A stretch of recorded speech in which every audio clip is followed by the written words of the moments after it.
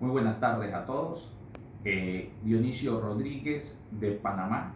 con la ponencia para el 16º Congreso Nacional de Derecho Procesal Garantista, que se celebra como sede en Azul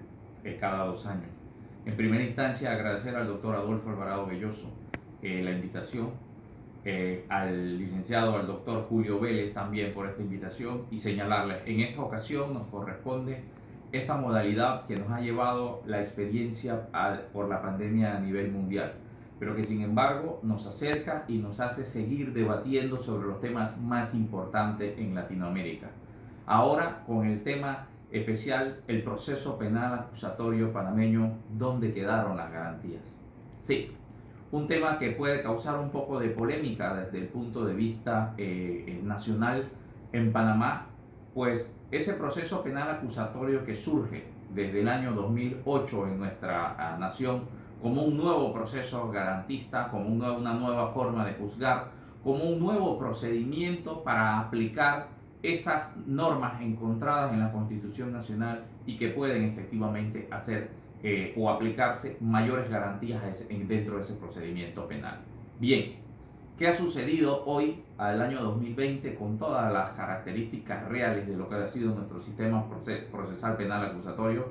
Esas garantías se han quedado única y exclusivamente en papel. Ese código, esa ley 63 del año 2008 que establece durante 28 artículos, ¿verdad?, de principios y garantías, y esas reglas del derecho como tal que fueron establecidas y tomadas de esa obra del doctor Adolfo Alvarado Belloso, se nos han ido como fantasma, no tienen aplicabilidad, y tenemos al día de hoy un proceso que está volviendo a ser inquisitivo desde el punto de vista de muchas de las aplicaciones. Hablamos de detención preventiva, hablamos de aplicación de medidas cautelares, hablamos de imputaciones sin derecho a la defensa, hablamos de sentencias de la Corte Suprema de Justicia que no tienen posibilidad de ser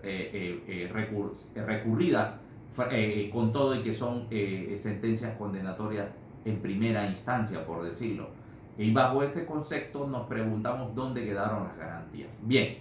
esa ley 63 del año 2008 establecía 28 artículos de garantías y de principios que estaban, por decirlo así, amparadas en una Constitución Nacional a través de ese artículo 2, ese artículo 4 de nuestra Constitución Nacional, y que sería a través de las reformas del año efectivamente 2004, con la reforma del artículo 17, por decirlo así, vendrían a traer ese marco rector de aplicación de los derechos humanos en nuestro proceso penal acusatorio. Sin embargo, al día de hoy y con el inicio de la aplicación de normativa como el artículo 280, en donde al día todavía se sigue diciendo que la imputación es un acto de mera comunicación, señalaríamos nosotros que estamos frente a una interpretación foránea,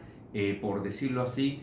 fuera de lo que es el contexto de nuestro Código Procesal. Y ese artículo 280, que nos señala a nosotros de que el proceso penal debe iniciar a través de la imputación que realiza el Ministerio Público de los cargos, ¿verdad?, en donde le pone en conocimiento esos elementos fácticos, ese elemento jurídico y ese elemento probatorio, nos lleva a nosotros a determinar de que efectivamente desde ese preciso instante tiene derecho un imputado o tiene derecho una persona frente a la cual se le acusa la comisión de un hecho punible a defenderse. Sin embargo, al día de hoy no tenemos ese derecho a defensa desde la imputación, pues se sigue interpretando de que estamos frente a un acto de mera comunicación por parte de la doctrina mayoritaria en nuestro país. Bien, esto resulta contradictorio si nosotros analizamos de que manejamos para la legislación penal panameña la famosa teoría finalista del delito, en donde a través de esta teoría nosotros hemos llevado a determinar de que desde el mismo momento de la imputación efectivamente nosotros estamos viendo lo que es el elemento objetivo, ¿verdad?, del delito como tal, y desde ese preciso instante nosotros podríamos defender efectivamente la comisión o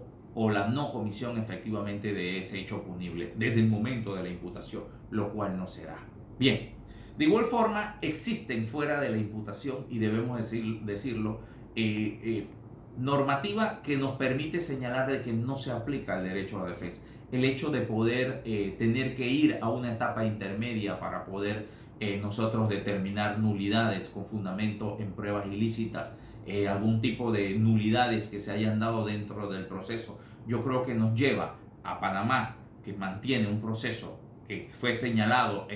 a través de la ley 63 y cuando surgió a través del Pacto de Estado por la Justicia, de que éramos un proceso penal acusatorio de corte garantista, de que las garantías se quedaron atrás. No puede ser una prueba ilícita no ser valorada desde el preciso instante en el cual se está dando la imputación de una persona en cuanto al conocimiento de cómo ha sido recabada esa prueba que le sirve de fundamento para poder imputarle el delito. Entonces, bajo este concepto, nosotros no podemos determinar de que se cumplan garantías si usted tiene que esperar hasta la etapa intermedia para poder, o la preparación del juicio para poder determinar sobre las pruebas ilícitas en el país. De igual forma, un punto central es de que nuestro proceso penal no tiene formas verdaderamente objetivas de salir de una imputación del delito, si no es hasta llegar al juicio como tal, o si usted logra verdaderamente cambiar el humor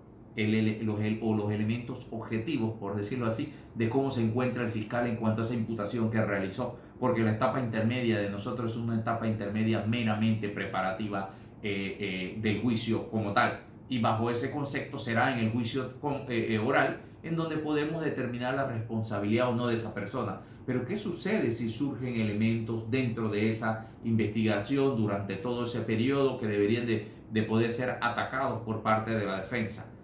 No se permite verdaderamente, no tenemos medios, no se permite a un juez de la etapa intermedia, un juez de garantía, realizar una calificación objetiva del hecho a fin de determinar si es o no es delito y si efectivamente merece o no merece efectivamente llegar a un juicio oral como tal. Y como ya lo hemos señalado, mucho menos se permite en la etapa de imputación, en donde única y exclusivamente se realiza la comunicación y se permite, por decirlo así, ciertas aclaraciones por parte de la defensa que viene a limitar ese derecho a poder defender como tal.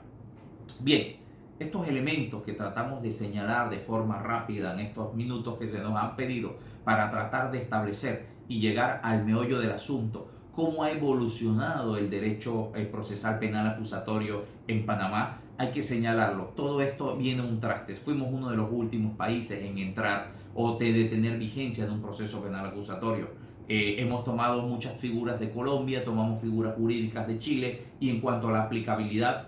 yo creo que tergiversado muchas de las figuras. Muchas de estas legislaciones han tenido cambios. Yo creo que nosotros ya es hora de que efectivamente entremos a una, por decirlo así, una reforma sustancial de estos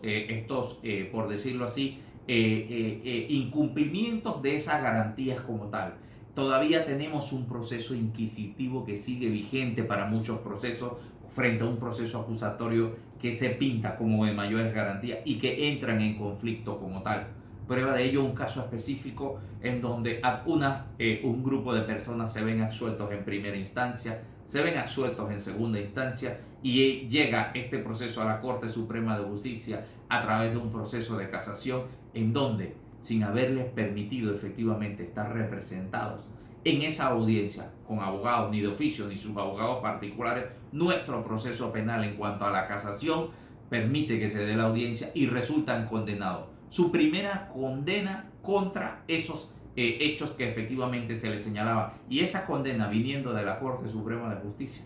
no admite ningún tipo de recurso ordinario como tal, cuando sabemos que efectivamente la Corte Interamericana ha dictado planteamientos de que esa condena debería de tener derecho a un recurso, mas nuestra legislación no la permite. Es decir, existe conflictos entre normas inquisitivas y normas acusatorias que al día de hoy no deberían de existir desde este punto de vista. ¿Qué va a pasar en este caso? Por supuesto que habrá que tratar algún tipo de recursos extraordinarios, habrá que ir frente a la Corte Interamericana, habrá que tratar de buscar, pues estas personas se le estaría violentando uno de los principios esenciales contemplados en nuestra legislación, lo que es el debido proceso. Ese debido proceso a poder impugnar esa resolución que efectivamente lo condena en juicio como tal. Y bajo este concepto son parámetros que nosotros consideramos que hay que revisar, hay que ver nuevamente en el proceso penal acusatorio. Tenemos conocimiento de que en la Asamblea Nacional existen proyectos que están tratando de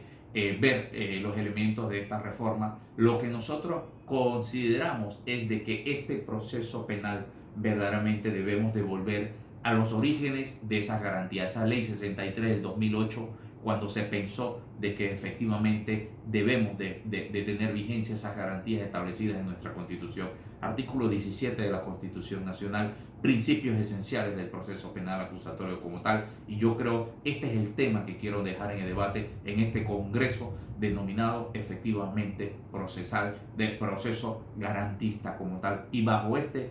concepto nosotros damos verdaderamente saludos a todos los amigos a nivel internacional y quedaremos abiertos a poder discutir y seguir hablando sobre este tema. El proceso penal acusatorio de Panamá, al final, ¿dónde quedaron las garantías? Creo que las podemos aplicar. Muchas gracias.